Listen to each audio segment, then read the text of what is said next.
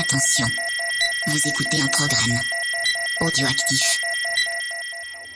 Revs up, lights out on 2019. Great start from Miller on the second row, and it's a good start from Dovizioso also. Not so much for Marc Marquez. Quartararo finally exits pit lane. Oh dear me, what was he sitting up in the middle of the circuit for? What's happened? He's just thrown something off his bike. He's having a look. He sits up Dovizioso. The crowd here go wild. 46 flags everywhere. He has made his move. Oh, Vignales and... Salut à tous, on se retrouve pour le numéro 65 de C'est qui en pôle. Et évidemment, on va parler du Grand Prix de Malaisie qui s'est couru à Sepang. Avec moi, Pierre, comment ça va ? Ça va bien, c'était bien. On finit enfin la tournée Outre-mer. Donc, ouais. On va pouvoir regarder les Grands Prix à une heure décente. Mais... Le Grand Prix, puisqu'il n'y en a plus qu'un. Ouais, c'est vrai. Ouais, maintenant, tu vas me faire déprimer. Mais non, il y a plein de chouettes replays à voir, si tu veux. Et c'est Marion donc qui a gagné les goodies en désignant Quartararo en pole position. Alors les goodies de la bécannerie, de Thium et aussi de PodCloud, enfin toute la petite clique habituelle. Et donc on va parler tout de suite du numéro 65. On va parler d'un pilote italien du coup. Oui. Loris Capirossi, je sais pas si quelqu'un connaît ici. Hein. Un petit donc, peu. Ouais. Bon, on est en 73, c'est pour ça que tu connais. Je pense qu'il est de ta génération. C'est ça. Donc, merci. Mais c'est pas faux. Ce sera le premier pilote à atteindre les 300 départs en Grand Prix. Donc, pour résumer rapidement sa carrière, donc il commence en 125 en 1990. Il va décrocher le titre dès sa première saison avec 3 victoires et 8 podiums. Il ira chercher un second titre dans la même catégorie l'année suivante avec cette fois 5 victoires pour 12 podiums. En 92, il va monter en 250. Première année assez difficile. Il finira deuxième en 93 et troisième en 94. En 95, il va faire le saut et monter en 500, notamment sur une Yamaha du team rennais, sans grand résultat. Et en 96, il va partir chez Honda, mais il va pas forcément faire mieux. Il va du coup redescendre en 250 en 97, donc ça va être une année de réadaptation avant d'être titré cette fois dans la catégorie sur Aprilia en 98. Et en 99, il reste aussi en 250 chez Honda, mais il part chez Honda du coup, mais il finira troisième. Il va revenir en 500 et en MotoGP en 2000 et il restera du coup jusqu'en 2011.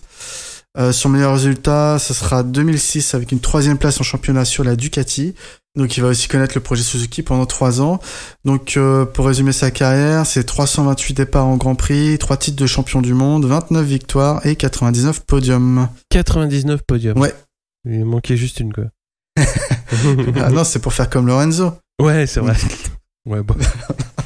Mais il a déjà fait plus, Lorenzo. Ouais.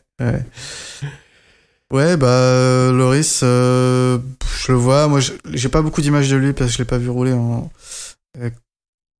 m'intéressait pas encore au Grand Prix, on va dire, mais c'est vrai que j'ai cette image de lui sur la Ducati rouge vif lors de ses meilleures saisons en MotoGP, quoi. Ah, il y a de belles images de podium avec lui et justement avec Valentino Rossi, un petit peu plus jeune et un petit peu plus fougueux. C'était assez rigolo, je trouve.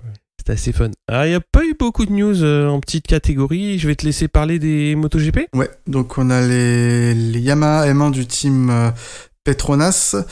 Ça sera des millésimes 2020. En 2020, du coup, les deux, que ce soit celle de Fabio et de Morbidelli.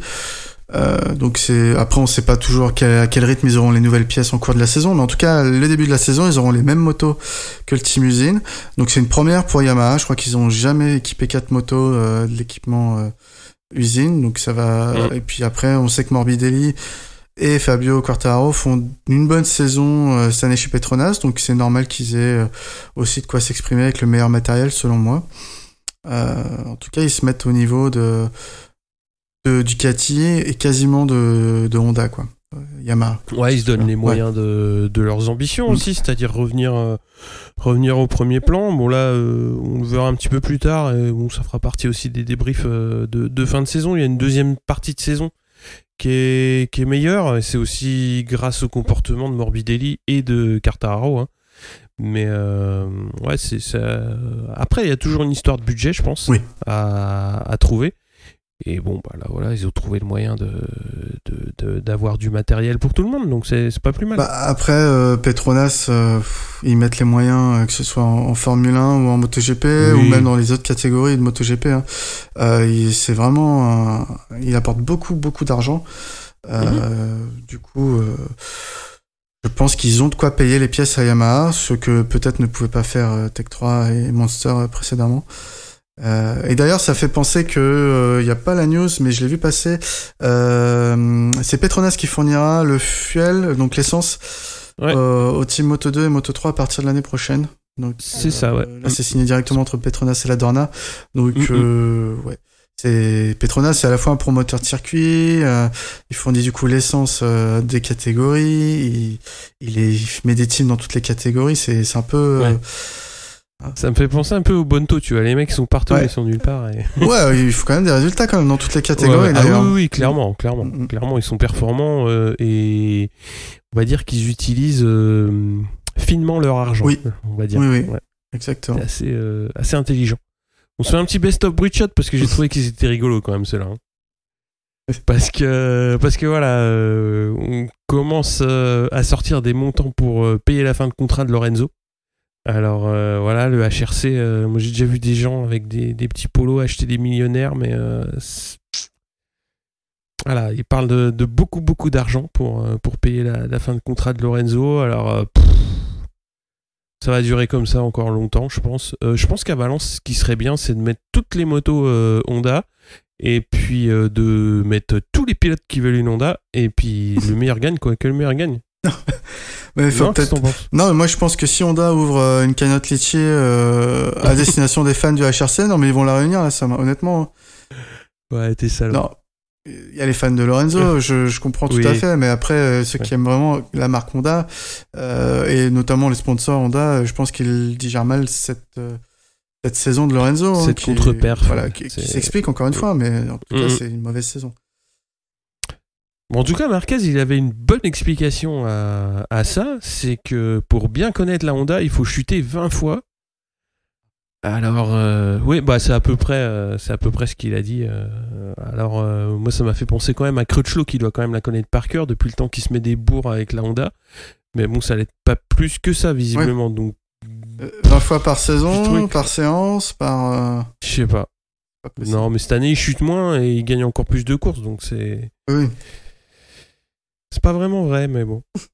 Enfin voilà, ça fait beaucoup parler cette histoire de Honda, puisque c'est un jour, on va changer toute l'équipe, et puis ça ira mieux, c'est l'équipe qui a pas réussi à se mettre au niveau des demandes, et puis 3 jours après, c'est voilà, on va se mettre d'accord, et puis il va s'en aller, et puis finalement on va attendre Valence, puis finalement on va attendre les essais, et puis finalement ce sera trop tard, donc voilà, on verra bien. Ouais, on verra, de toute façon on peut rien faire d'autre qu'attendre.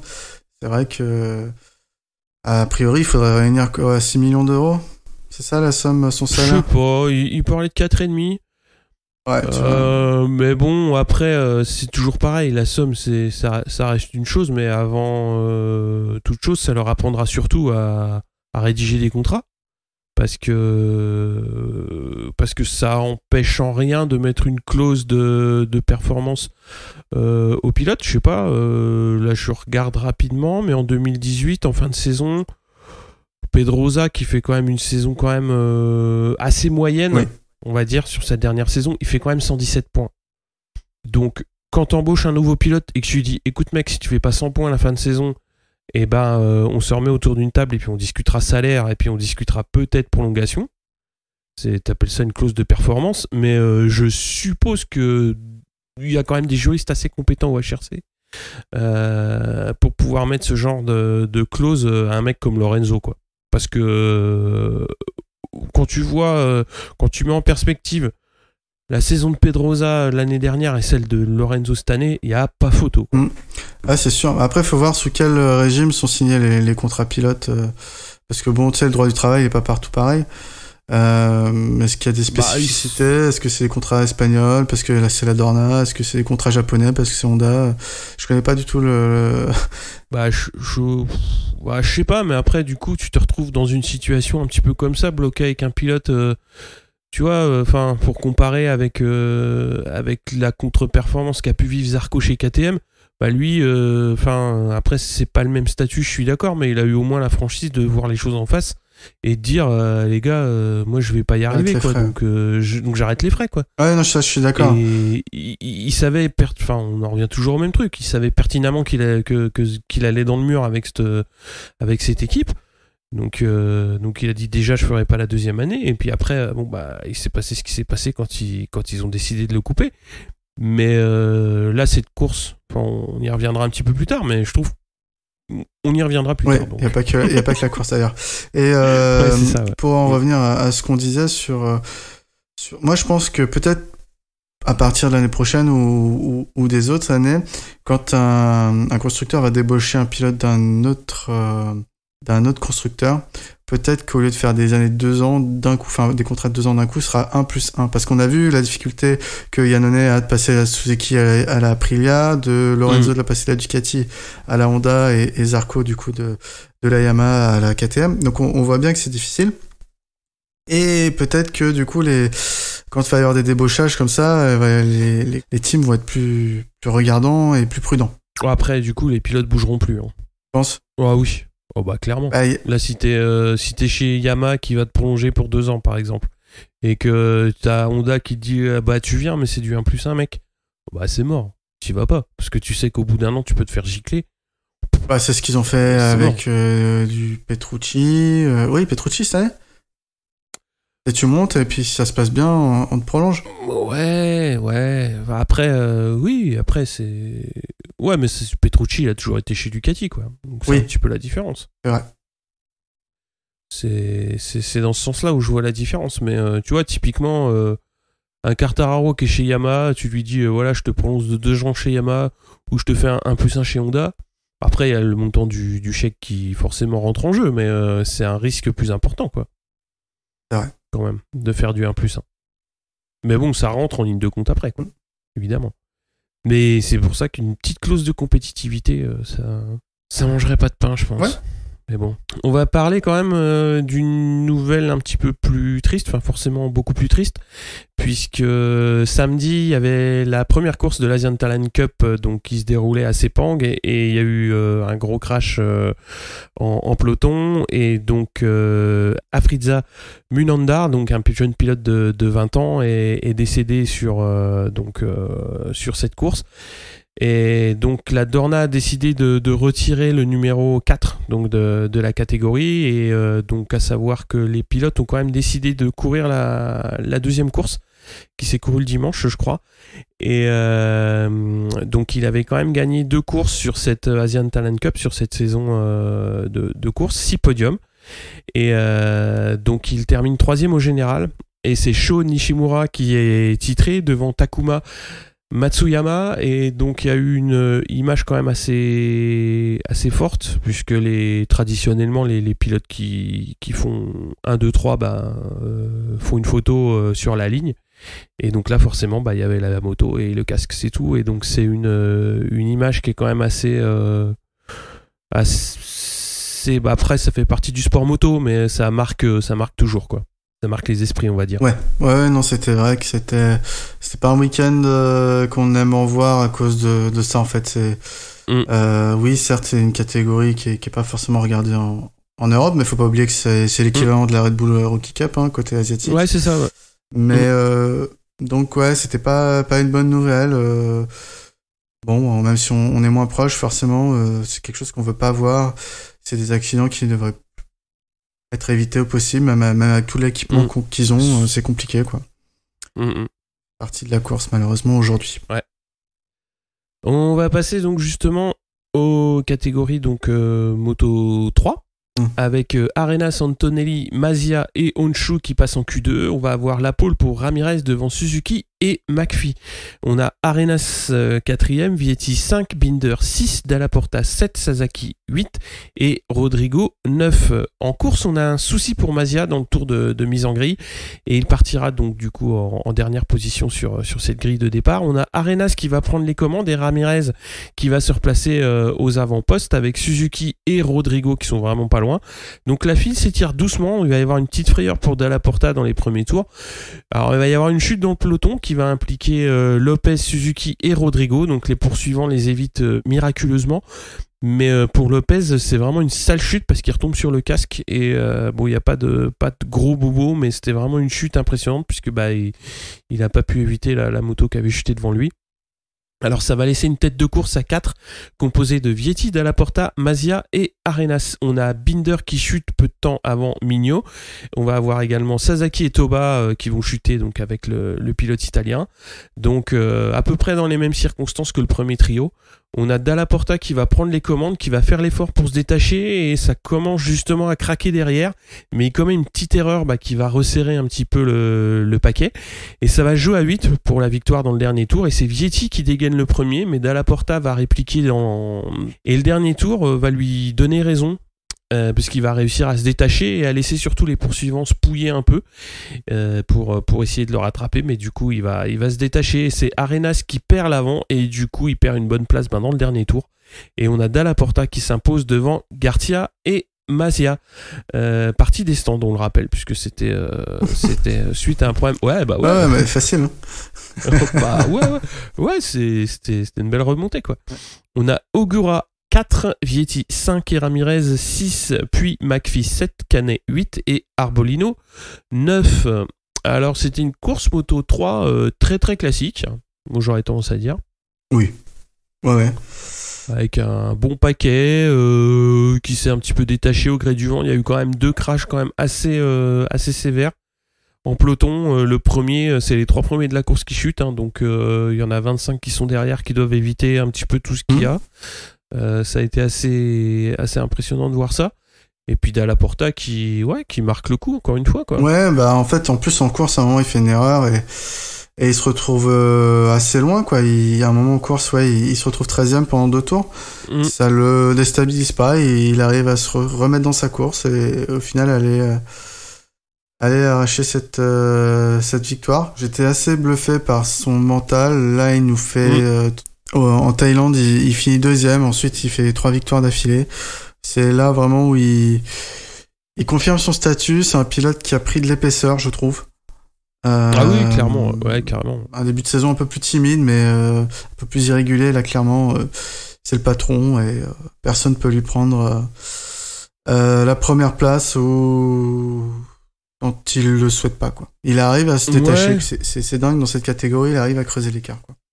Ouais, puis on en a déjà parlé quand il a scellé son titre la semaine, il y a 2 semaines. Et c'est une saison très régulière, très très propre. Il manque un petit peu de belles places en qualif puisqu'il fait qu'une pole sur la saison, mais bon après. C'est pas pénalisant en Moto 3 en tout cas. Non, en Moto 3, c'est compliqué quand t'es au-delà de la 15e, quand tu commences à être au-delà de la 15e. Mais faut être dans le bon paquet au début, et puis si t'es dans le bon paquet, tout peut t'arriver. Hein. On va passer à la Moto 2 ? Ouais. Du coup, donc en Q1, on a Fernandez, Manzi, Raffin et Chantra qui passent en Q2, et c'est Alex Marquez qui fait la pole devant Nagashima et Binder fait 3e. Viré 4e, Lutti 5 et Martin 6. On a Loves qui est 7e, Schroeter 8 et Gardner 9. En course, on a Binder qui part fort et qui devance Marquez. On a Loves qui sort large dès le début de la course. Alors le Sud-Africain va se détacher très très nettement d'entrée.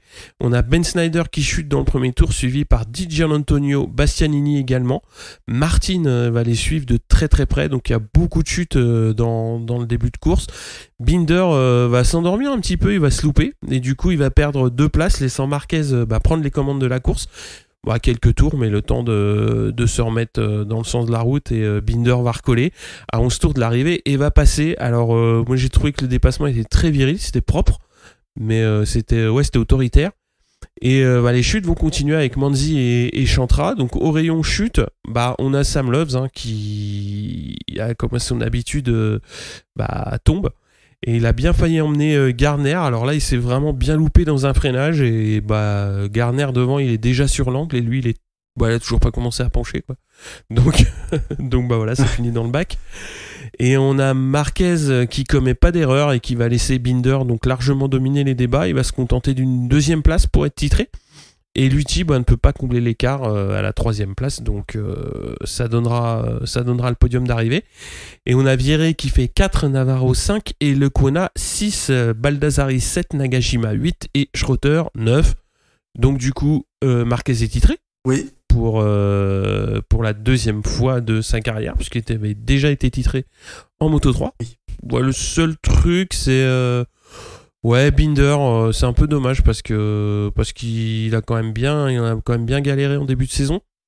Et si ça avait été un petit peu plus au point, un petit peu plus tôt chez KTM, ils auraient peut-être pu aller un peu plus loin, quoi. Mais après c'est comme ça, c'est la vie, on va dire. Ouais, là, c'est ce qui était intéressant sur cette course, c'est que Marquez, s'il finissait derrière Lutti, notamment, là, s'ils avaient inversé leur place, Binder et Lutti auraient été à 24 points de Marquez, donc ce serait toujours pas joué. Bon, ça aurait été très difficile de gagner à Valence, mais...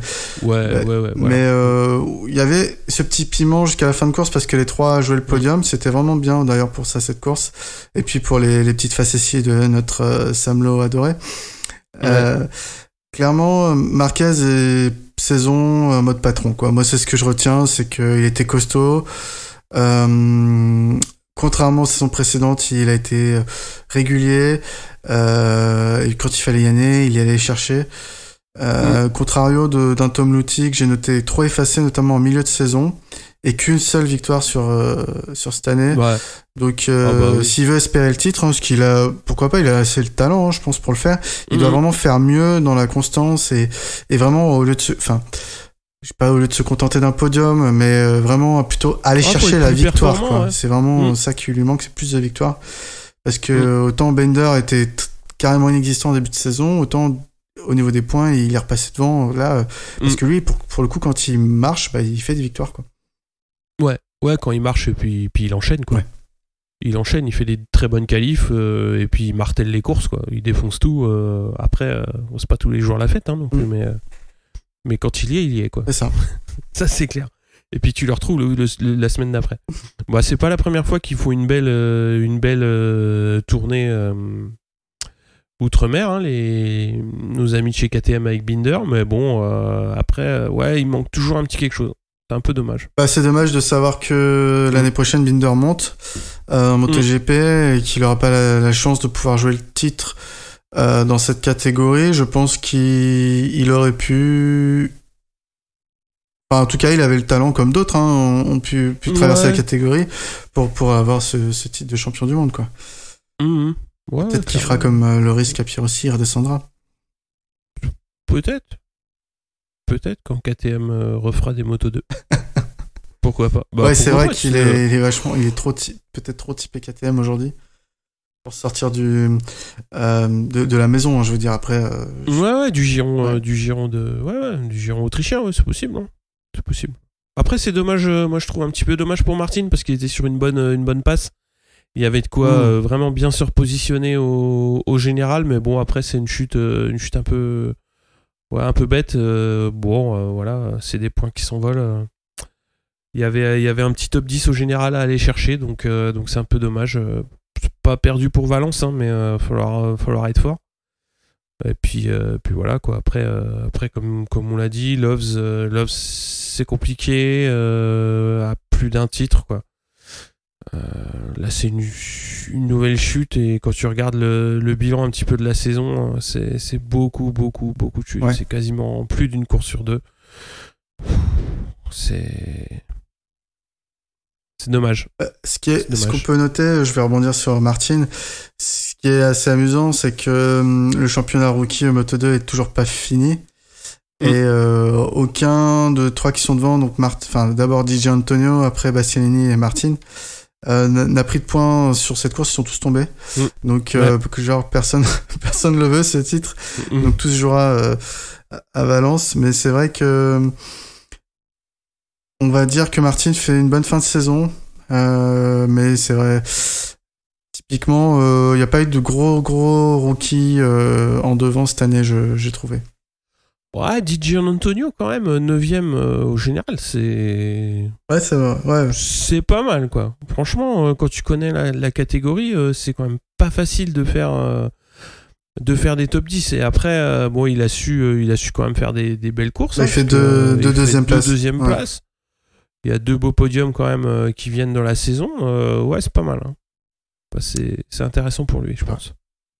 On verra ce que ça va donner à Valence, parce que c'est, comme tu l'as dit, c'est pas fini. Je pense que ça va se jouer entre les 2 Italiens. Martin, ça va être un peu compliqué, mais bon, après, qui sait, hein, tout peut arriver. Hein. Bien sûr. Tout peut arriver. On va parler MotoGP, où là, il y a plein de choses qui sont jouées. Ouais.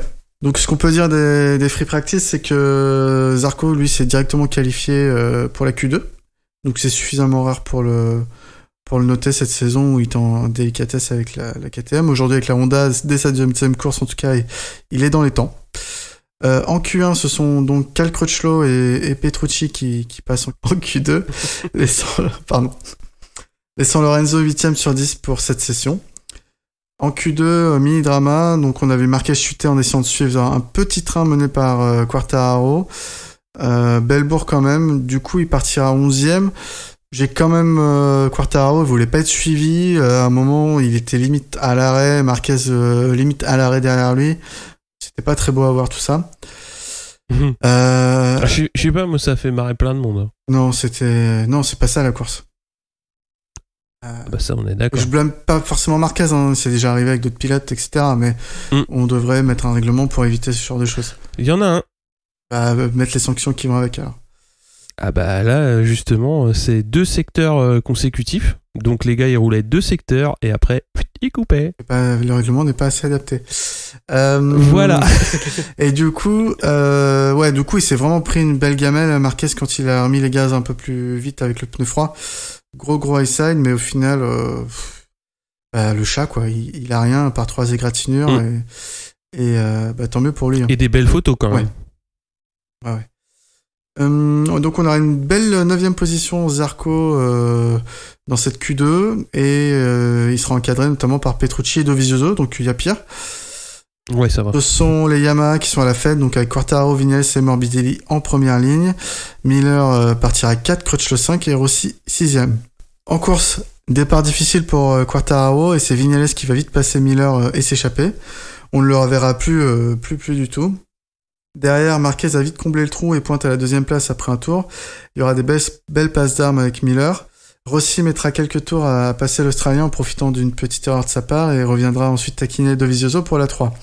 Derrière, on a Rins qui remonte et pour le coup, le déplacement sur Miller est vraiment crado. Et c'est de la réaccélération après le point de corde, il vient taper dans la Ducati. Bref, pas très chouette. Mais visiblement, c'était auto-tamponnage chez Suzuki sur ce Grand Prix. Ouais. Après, donc... Il y avait des réductions, des pièces. Et d'ailleurs, il a pu rouler ensuite avec sa moustache cassée. Ouais. Ça m'étonnait, je pensais qu'il d'habitude c'était plutôt inconduisible, mais là visiblement ça l'a pas gêné. Donc après on a bien vu une belle baston Rossi-Dovi, mais Dovi va réussir à se maintenir devant. Et dans les derniers tours, on a Zarco qui va chuter alors qu'il était 9ème et en bataille pour la 8ème place. On va dire que Mir a tenté un intérieur plutôt court sur lui. On était plus dans le portillon que dans la porte grande ouverte. Maintenant, c'est pas non plus un attentat. Bon, en tout cas, il était sanctionné pour avoir causé cette chute Mir. Ouais. Vignales s'impose devant Marquez et Andrea Dovizioso. Rossi 4, Rins 5, Morbidelli 6, Quartararo 7, Miller 8, Petrucci 9ème. Donc, on a dit pour les Français. Qu'est-ce que tu veux commencer par quoi? Oula, y a plein de choses à dire quand même, mine de rien, même si la course était assez... Je dirais pas terne, il y a eu quand même des belles passes d'armes, il y a eu des trucs chouettes, mais dans l'ensemble c'était assez... On va commencer par le petit point Vignales qui a largement dominé la course, et là je me demande s'il est enfin à point pour ferrailler devant. Alors j'espère, hein, parce que depuis le temps qu'on nous promet que Vignales c'est... le prochain, bah voilà, bah c'est l'hiver maintenant, donc tant pis.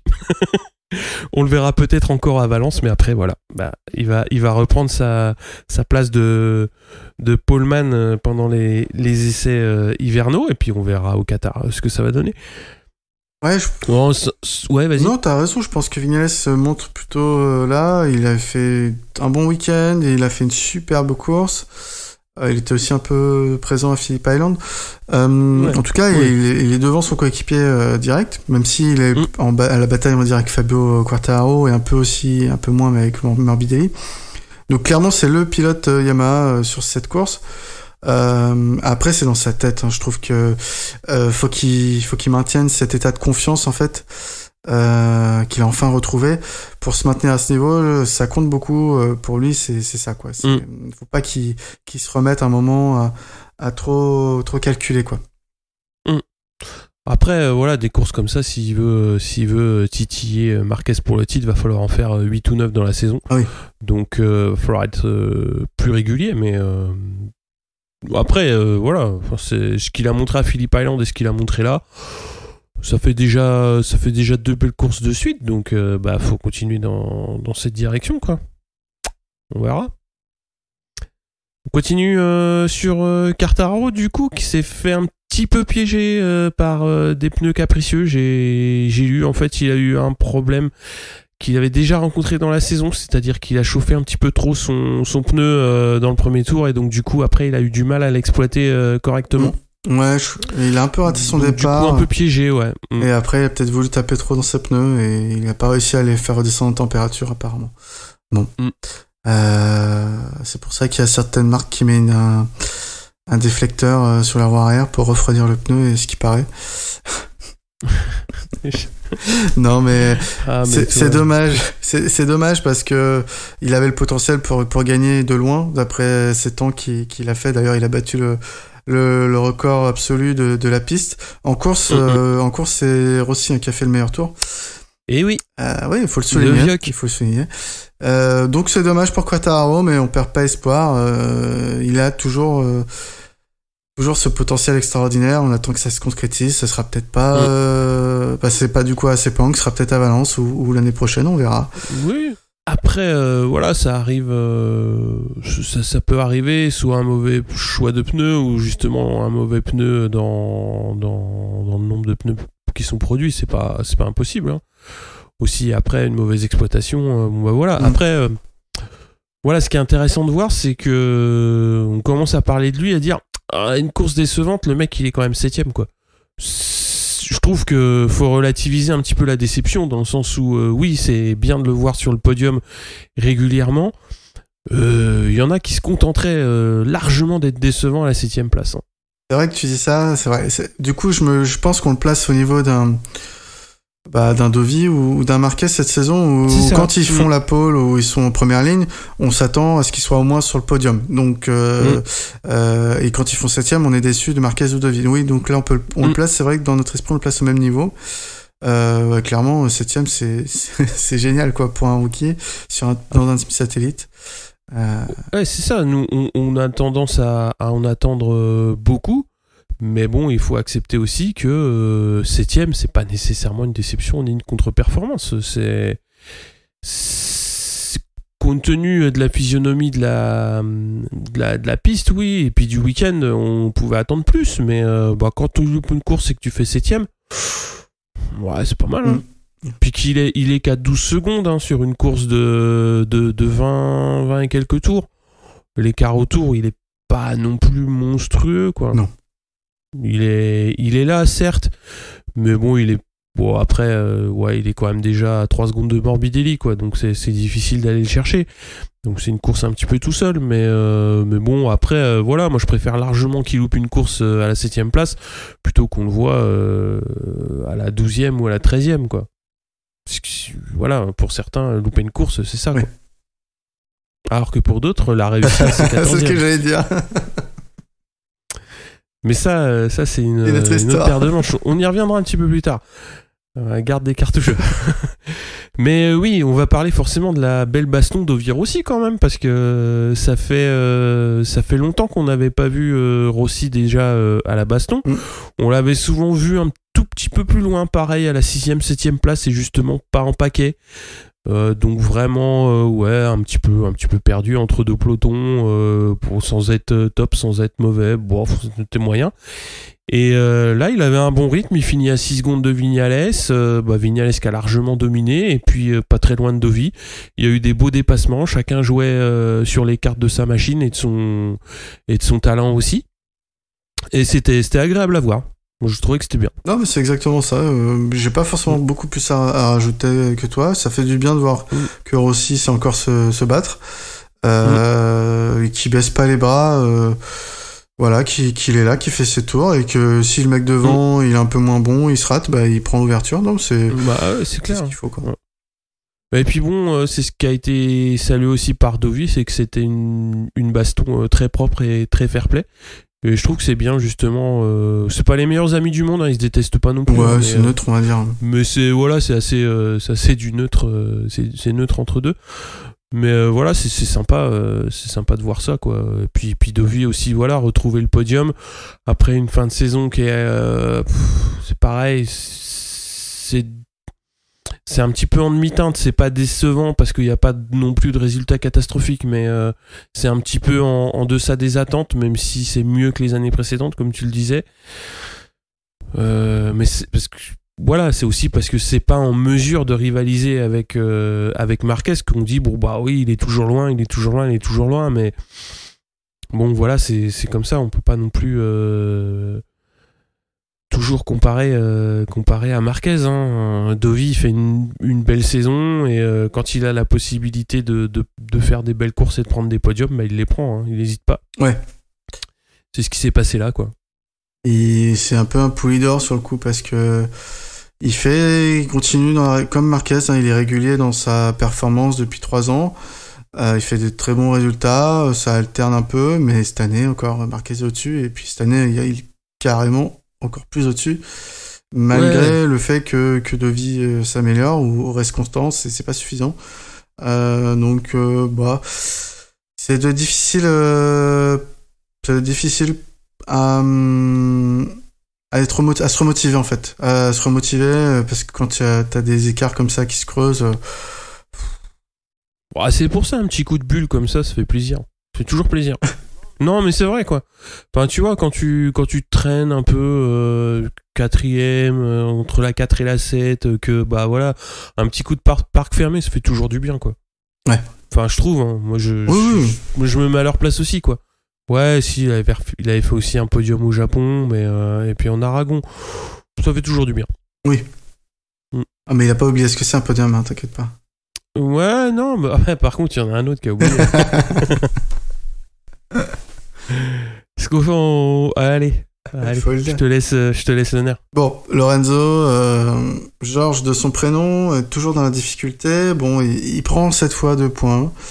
Il finit à 34 secondes de la tête.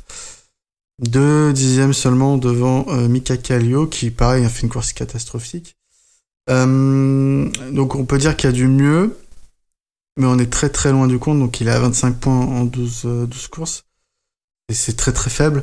Moi je pensais un temps, quand Zarco a été plus ou moins remercié de chez KTM, en tout cas on lui a dit qu'il courrait plus, que Lorenzo irait probablement doubler Zarco dans le classement des pilotes. Seulement Zarco il vient de reprendre des points à Phillip Island, et non, donc non, il rattrapera pas Zarco, c'est sûr maintenant. Ouais, c'est possible, hein, mais, non, mais ça va être compliqué. A priori, vu l'état de forme, c'est pas la tendance. Je dis pas que ça va pas arriver, mais c'est pas ce qu'il nous a montré. Clairement, Lorenzo, je sais pas qu'est-ce qu'il pense. Forcément, il y a une amélioration, mais je sais pas quoi en penser, parce que tu t'améliores pas en une semaine, de passer d'une minute 06 à 34 secondes de la tête. Il n'y a pas eu un changement majeur sur la moto. Je pense que c'est plus dû au circuit, peut-être qu'il apprécie un peu plus que autre chose, je sais pas.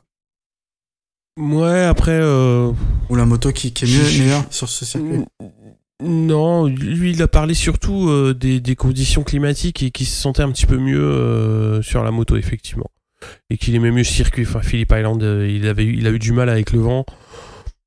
Là j'ai lu un petit peu ce qui s'était dit en débrief. J'ai du mal. Franchement, quand quelqu'un commence à te dire je suis content, j'ai pris 2 points pour le championnat du monde, des championnats équipes, c'était important et tout, machin. Faut quand même pas se foutre de la gueule du monde, quoi. Le mec, il ramène 25 points dans la saison, t'as le mec à côté qui va en ramener 400, quoi, et le mec qui va dire putain, heureusement que je suis là, hein. C'est pas ce qu'il a dit, mais je pense qu'il attend des applaudissements de Marquez pour ces 2 points. Non, mais après, je comprends sa situation. Enfin, je comprends. Je peux pas me mettre à sa place non plus, mais c'est hyper compliqué ce qu'il est en train de vivre, ça c'est évident. Et là, la mauvaise passe, de le retrouver à 30 secondes. Bon, c'est sûr qu'à Phillip Island, c'était le fond du trou, là c'est un peu mieux. Mais tu peux pas te... Oui, il y a du mieux, mais tu peux pas te satisfaire de ça, quoi. Non. Tu peux pas venir en débrief et dire oh là là, c'est bon. C'est pas possible, quoi. Après, tu peux pas avoir de coup de baguette magique et t'as 1 minute et puis le coup d'après jouer le top 10. Mais ce qu'il faut voir, c'est que Lorenzo, depuis le début de saison, c'est aucun top 10, quoi. C'est aucun.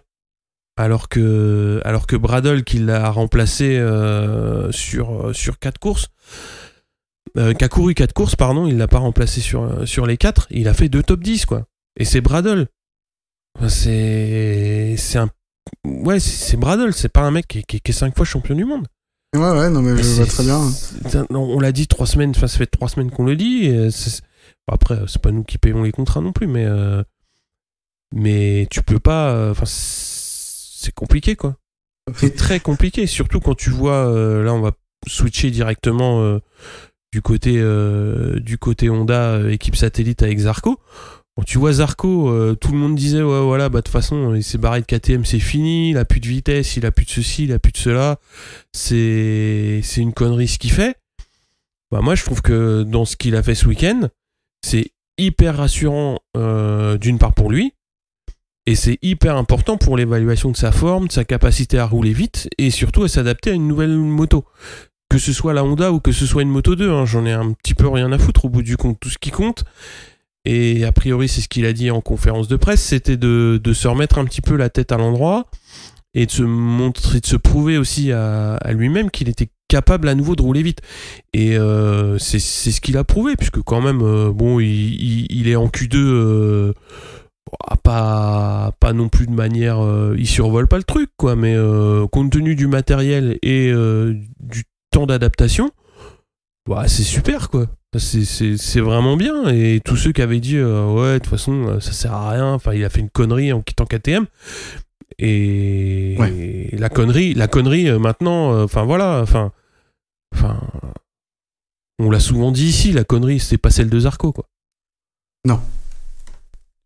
Après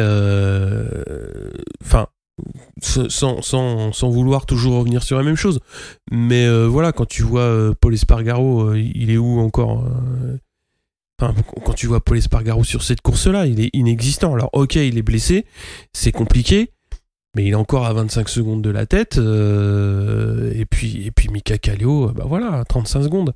Ouais, mais clairement Kallio il pouvait pas espérer avec ce genre de résultat intégrer le team Factory, c'est sûr. Pas si Binder fera mieux l'année prochaine. C'est compliqué. J'espère qu'ils trouveront vraiment une base de réglage meilleure pour la KTM l'année prochaine, parce que ça me fait pas particulièrement plaisir de voir un constructeur arriver et faire des résultats aussi catastrophiques. Ça donne pas envie aux constructeurs de rester dans la catégorie. Bon, après, ce qui est rassurant dans ce qui se passe, après c'est peut-être lié aussi au fait que Zarco ait quitté l'équipe.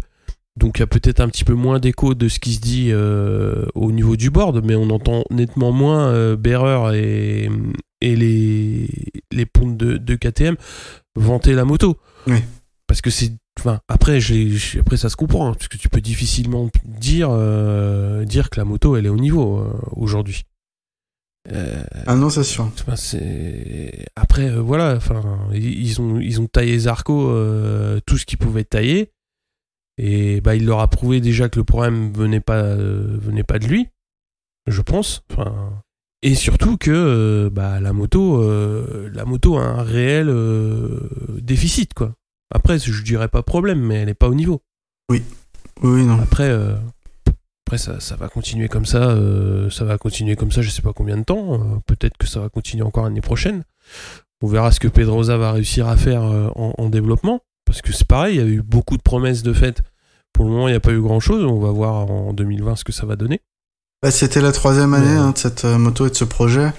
3 ans sans réel... Alors, je dis pas qu'il n'y a pas eu d'avancement, il y en a eu, mais ces avancements, ils n'ont pas été suffisants pour commencer à faire des résultats concrets, c'est-à-dire, je sais pas, viser un top 10 au championnat, ou faire quelque chose de concret, quoi. C'est pas suffisant, je pense, vu les moyens qu'ils mettent aujourd'hui, KTM, de ce genre de résultats, quoi. Ouais, j'ai l'impression qu'il n'y a pas de consolidation dans les bonnes perfs, en fait. C'est-à-dire que quand ils font une bonne perf, bah ouais, c'est plus un coup de cul qu'autre chose, quoi. Bah c'est plus c'est un coup d'éclat. Ils vont faire une bonne et puis bah après ça va être compliqué.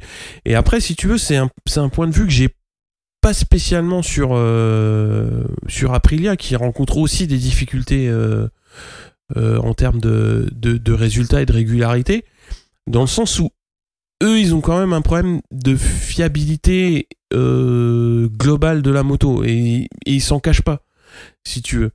Ouais. C'est un petit peu là où je trouve que l'approche est différente, dans le sens où Aprilia a aussi des difficultés de résultats et à la peine, mais au moins il y a une certaine manière d'assumer les choses que je trouve pas chez KTM. Mais bon, après, ça c'est mon point de vue. Après, qu'est-ce qu'il y a encore ? Bah, le record de points battus par Marquez quand même, 9 ans après les 383 points de Lorenzo, puisque là il en est à 395. Ouais, et il y a encore Valence. Ouais, je pense que son objectif c'est de dépasser les 400. C'est symbolique. Oui. Hein. Je pense que c'est jouable. Ouais, a priori c'est jouable. Avec une main dans le dos et les yeux fermés. Ouais, voilà. Ouais, c'est possible. Bon, après, Valence, c'est toujours un peu bizarre comme course. Hein, donc, Ouais, bah, les années où il y a le titre à jouer, c'est un peu spécial. Là, ça va y être un peu en mode YOLO, non, pour tout le monde. C'est un peu les vacances avant l'heure, je pense. Ah non, c'est vrai qu'il y a le championnat équipe qui est pas fini. Ouais. On verra ce qu'ils font. J'espère que Ducati, notamment Petrucci, va réussir à trouver un rythme de course un peu plus important, parce que je pense qu'il va falloir ça pour contrer Marquez, c'est 25 points plus les 2 points de Lorenzo, quoi. Ouais. Voire 4. Attention, wow. On n'est pas à l'abri d'une bonne nouvelle. On va faire un petit point championnat du coup, puisqu'en Moto 3 on a Dalla Porta donc en tête avec 279 devant Canet 190 et Arbolino 175. En Moto 2, Marquez titré avec 262 points devant Binder avec 234 et Lutti avec 230. Et en Moto GP, donc Marquez, on vient de le dire, 395 devant Dovizioso 256 et Viñales qui prend la 3e place avec 201 points. Et on a Quartararo donc qui est toujours Quartararo qui est 6e au général avec 172 points, premier indé et 13 points d'avance devant Miller, donc pour le championnat des pilotes indépendants. Zarco 18e avec 30 points et Sylvain Guintoli 24e avec 7 points. On va parler rapidement de la dernière catégorie qui courait encore ce week-end, le Superbike espagnol qui courait à Jerez. Oui. Donc il y avait pas mal de Français sur cette étape. En course 1 notamment, on a eu 2 beaux podiums, un pour Ponson qui était 2e et Garnoni 3e. On a Axel Morin, donc vice-champion de France en French, qui est 11e devant Kenny Forêt 14e, donc qui lui est venu à titre de pilote d'essai pneumatique si je me trompe pas. Et en course 2, donc Ponson fait aussi une belle 2e place, et on a Garnoni qui fait 4e, Axel Morin 10e et Kenny Forêt 12e. Donc Ponson est 2e au général et Garnoni 8e. Voilà, on a fait un petit peu le tour d'un petit peu tout. Ouais. Sauf que là, il y a plein d'annonces côté Seki en pôle. Donc déjà, on va refaire le même concours que l'année dernière, c'est-à-dire qu'il va falloir désigner par mail les 3 premiers pilotes au général en MotoGP. C'est-à-dire que les 2 premiers, c'est assez facile. Il y a juste le 3e qui est encore un petit peu inconnu. Donc, il suffit d'envoyer un mail à cqeppod@gmail et de préciser qui sera premier, qui sera deuxième, qui sera troisième en MotoGP. Et donc, c'est la bécannerie qui va vous offrir t-shirt, casquette et tour de cou pour le premier qui sera tiré au sort. Le deuxième prix, pour le coup, c'est nous qui l'offrons avec des sous-bocs, des stickers et une carte Thium. Alors, voilà. Donc, il faudra répondre avant le vendredi 15 novembre. Bah écoute, c'est plutôt des beaux cadeaux. Ouais, c'est cool. Franchement, ouais. Comme l'année dernière. En couleur. Alors, on parlait de Valence.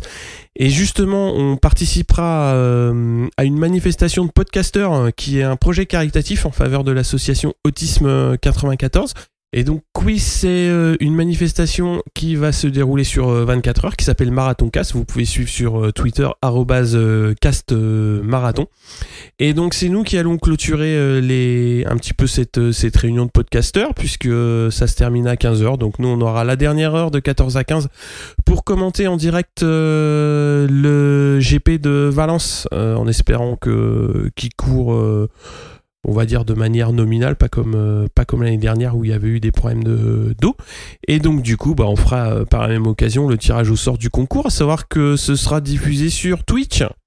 Donc vous pourrez voir les pommes de ceux qui seront là pour le coup.